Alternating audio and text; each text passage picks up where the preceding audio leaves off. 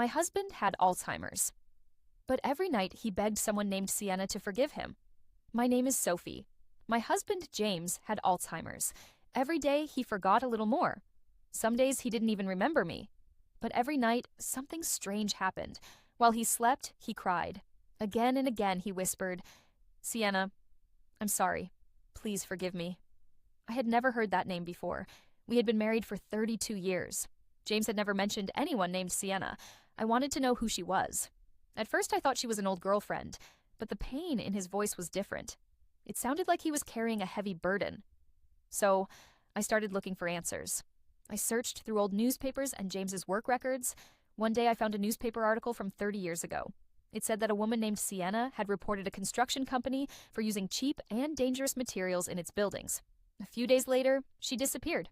No one ever saw her again. Then I found something else. James had worked for that same company. He was the head of security.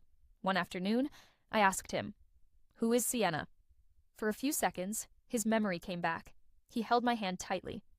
"They wanted to silence her," he whispered, "so I helped her escape. I promised her that I would come back for her husband and little son." His eyes filled with tears. But I was too late. They were gone before I could save them. I broke my promise. A few seconds later, he looked at me and asked, "Who are you?" I couldn't stop thinking about his words. After many months, I finally found Sienna. She was alive. She had been living in another city under a different name. When I told her about James, she burst into tears. Then she told me the truth. James had saved her life. He secretly helped her leave the city before the criminals could find her. Before she left, he promised to bring her husband and son to safety the next day. But someone betrayed him.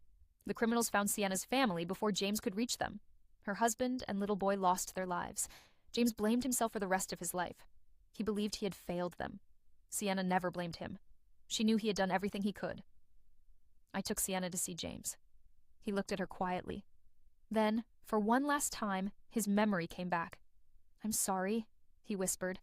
"I couldn't save them." Sienna held his hands and smiled through her tears. "It was never your fault," she said. "You saved me. My husband and my son would have wanted you to save me. I forgave you a long time ago." James smiled. It was the happiest smile I had seen in years. A few days later, he passed away peacefully. He left this world knowing that Sienna had forgiven him. That day, I learned something I will never forget. Alzheimer's can steal our memories, but it can never erase love, guilt, or a promise made from the heart.